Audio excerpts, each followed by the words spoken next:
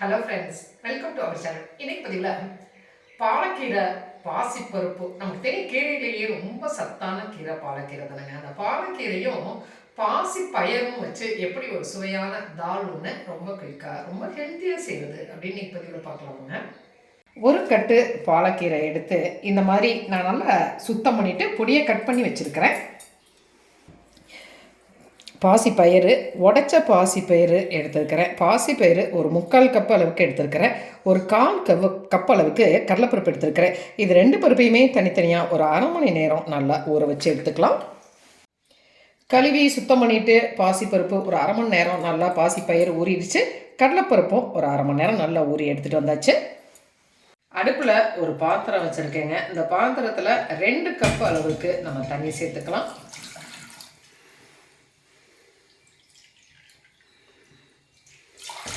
அரை லிட்டர் அளவுக்கு தண்ணி இருக்கும். இந்த தண்ணி நல்லா கொதிக்கட்டும். பாருங்க, தண்ணி நல்லா கொதிச்சுட்டு இருக்கு இல்லையா? இந்த தண்ணியில் நம்ம கட் பண்ணி வச்சுருக்கிற கீரையை சேர்த்துக்கலாம். கீரையை சேர்த்துட்டோம். இந்த கீரையில் எந்த உப்பு எதுவுமே போட வேணாங்க. உப்பு சேர்த்தோம்னா கீரை கருப்பாயிரும்.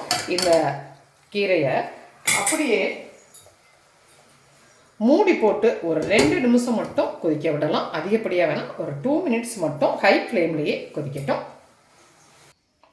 இந்த கீரையை இந்த மாதிரி ஃபில்டரில் வடிகட்டிக்கலாம். இந்த மாதிரி கீரையை வடிகட்டிட்டோம். இப்போ இந்த தண்ணி அப்படியே இருக்கட்டுங்க. அந்த கீரை வேக வச்ச தண்ணியை வச்சு தான் நம்ம குழம்பு வைக்க போகிறோம். அடுப்பில் ஒரு குக்கர் எடுத்துருக்கிறேன். அதில் நம்ம அந்த ஊற வச்ச பாசி பயிரை சேர்த்துக்கலாம். 3/4 கப் அளவுக்கு பாசிப்பயிறு அரை மணி நேரம் ஊற வச்சு எடுத்துருக்கோம். 1 கப் அளவுக்கு கடலைப்பருப்பு அதையும் அதோட சேர்த்துக்கலாம். 2 கப் அளவுக்கு தண்ணி, கீரை வேக வச்ச தண்ணியவே நம்ம சேர்த்துக்கலாம். இதில் ஒரு அரை டீஸ்பூன் அளவுக்கு உப்பு, நான் கல்லுப்பு தான் சேர்த்துருக்கிறேன். 1/4 டீஸ்பூன் அளவுக்கு மஞ்சள் தூள், 1 டீஸ்பூன் அளவுக்கு நெய் சேர்த்துக்கலாம். அந்த நெய் சேர்க்கறது நல்லா வாசமாகவும் இருக்கும், டேஸ்ட்டாகவும் இருக்கும், ஹெல்த்தியாகவும் இருக்குங்க. அதுக்காக தான் இதை குக்கர் மூடி போட்டுட்டு ஒரு 2 விசில் அளவுக்கு நம்ம இதை வேக விடலாம். 2 விசில் வந்துருச்சு. இதை அப்படியே இருக்கட்டும். அடுப்பில் பேன் வச்சுருக்கிறேன்.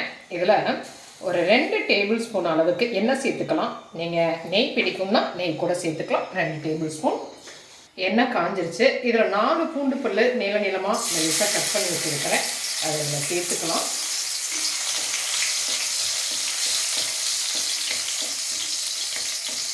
2 பச்சை மிளகாய் நீளமாக கட் பண்ணியிருக்கிறேன். அதையும் இதோட சேர்த்துக்கலாம். அரை டீஸ்பூன் ஜீரகம் சேர்த்துக்கலாம். பூண்டு நல்லா வதங்கிருச்சு. ஒரு மீடியம் சைஸ் பெரிய வெங்காயம் பொடியாக கட் பண்ணியிருக்கேன். அதையும் சேர்த்துட்டு நல்லா வதக்கிடலாம். வெங்காயம் நல்லா வதங்கிருச்சு. இந்த ஸ்டேஜில் ஒரு துண்டு இஞ்சி பொடியாக கட் பண்ணி வச்சுருக்கேன். பொடியை நசுக்கி வச்சுருக்கிறேன். அதை இதோட சேர்த்துக்கலாம். இஞ்சி 2 நிமிஷம் வதங்கிடுச்சு. இதில் மீடியம் சைஸில் ஒரு தக்காளி பொடியை கட் பண்ணியிருக்கிறேன். அந்த தக்காளியை சேர்த்துட்டு நல்லா வதக்கிக்கலாம். வதங்குறதுக்காக ஒரு 1/4 டீஸ்பூன் அளவுக்கு உப்பு சேர்த்துட்டு ஒரு மூடி போட்டு தக்காளியை நல்லா வதங்க விடலாம். தக்காளி நல்லா வதங்கிடுச்சு இல்லையா? இதில் பொடியெல்லாம் சேர்த்துக்கலாம். 1 டீஸ்பூன் மல்லித்தூள், 1 டீஸ்பூன் மிளகாய்த்தூள், 1/4 டீஸ்பூன் மஞ்சள் தூள் சேர்த்துட்டு நல்லா கலந்துக்கலாம். நான் காஷ்மீரி ரெட் சில்லி பவுடர் சேர்த்துருக்கிறேன். நீங்கள் சாதாரண மிளகாய்த்தூளாக இருந்தால் அரை டீஸ்பூன் அளவுக்கே சேர்த்துக்கலாம். இதை சேர்த்துட்டு 1 நிமிஷம் நல்லா வதக்கிக்கலாம். வேக வச்ச பருப்பை நம்ம எடுத்துக்கலாம். பாருங்கள், பருப்பு, கடலைப்பருப்பு, பாசிப்பயிறு நல்லா குலைவாக வெந்து ரெடியாக இருக்கு இல்லையா? இந்த பருப்பை இந்த மசாலாவில் நம்ம சேர்த்துக்கலாம். கொஞ்சமாக அரை கப் அளவுக்கு தண்ணி சேர்த்துக்கலாம். அதே கீரை வேக வச்ச தண்ணி ஒரு அரை கப் இருந்தது, அதையும் நான் இப்போ சேர்த்துட்டேன். அந்த வேக வச்ச தண்ணியை நம்ம வேஸ்ட் பண்ண வேணாங்க. கீரை ரொம்ப எனர்ஜியான ஒரு சத்துள்ள கீரை. பாசிப்பயரும் அதே மாதிரி தான். அதனால தான் இது 2 சேர்த்து இந்த தால் செய்யும் பொழுது அது ரொம்பவே ஒரு 100% ஒரு எனர்ஜியான ஒரு சத்துள்ள ஒரு சைட் டிஷ்ஷாக கிடைக்கும். இப்போ இதில் இன்னுமே ஒரு அரை கப் அளவுக்கு தண்ணி சேர்த்துக்கிறேன். தேவையான அளவு உப்பு சேர்த்துக்கிறேன். கல்லுப்பு தான் சேர்த்துருக்கிறேன். சேர்த்துட்டு கலந்துக்கலாம். நல்லா இது ஒரு கொதி கொதிக்கட்டும். கொதி வந்துருச்சு இல்லையா, இதில் வந்து ஒரு அரை ஸ்பூன் அளவுக்கு கரம் மசாலா பவுடர் சேர்த்துக்கிறேன். கலந்தாச்சு. நல்லா ஒரு கொதி வந்துருச்சு இல்லையா, இதில் நம்ம வேக வச்சு தண்ணியை வெடித்து வச்சுருக்கோம் இல்லையா, அந்த கீரையை நம்ம இதோட சேர்த்துக்கலாம். அடுப்பில் ஒரு தாளிக்கிற கரண்டி வச்சுருக்கிறேன். இதில் வந்து ஒரு டீஸ்பூன் அளவுக்கு நான் வந்து நெய் சேர்த்துக்கிறேன். நெய் காயட்டும். இதில் ஒரு அரை டீஸ்பூன் அளவுக்கு ஜீரகம் சேர்த்துக்கலாம். 2 காஞ்ச மிளகாய் சேர்த்துக்கலாம். இதில் ஒரு அரை டீஸ்பூன் அளவுக்கு மிளகாய் பவுடர் சேர்த்துக்கலாம்.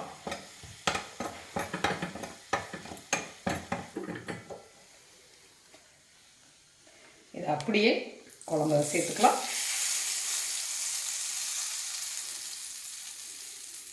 ஃபைனலாக இதில் ஒரு அரை பீஸ் அளவுக்கு லெமன் நம்ம வந்து புழிஞ்சு விட்டுக்கலாம். அதுவுமே ஒரு நல்ல ஒரு டேஸ்ட்டாக இருக்கும். அதுக்காக தான்.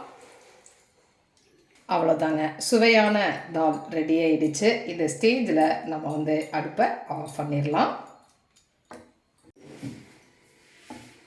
சுவையான ஒரு தால் பாருங்கள், டேஸ்டியான சூப்பராக ஒரு கமன்னு ஒரு வாசனையோடு அப்படியே ரெடி ஆகிடுச்சு. இது வந்து இட்லி, தோசை, சாதம், சப்பாத்தி எல்லாத்துக்குமே ஒரு பொருத்தமான ஒரு சைட் டிஷ்ஷாக இருக்கும்.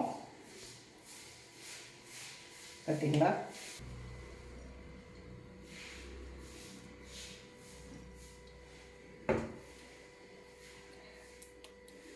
ஒரு ஹெல்த்தியான ஒரு தாலுங்க. கீரையே சாப்பிட மாட்டேன் அப்படின்னு அடம் பிடிக்கிற குழந்தைங்க கூட இந்த மாதிரி செஞ்சு கொடுத்தா ரொம்ப ஒரு சப்பு கொட்டி சாப்பிடுவாங்கன்னு வச்சுக்கோங்களேன். இது எல்லாத்துக்குமே நம்ம கொடுக்கலாம். சாப்பாட்டுக்கும் கொடுக்கலாம், சப்பாத்திக்குமே ஒரு நல்ல சூப்பரான ஒரு சைட் டிஷ்ஷாக இருக்கும்.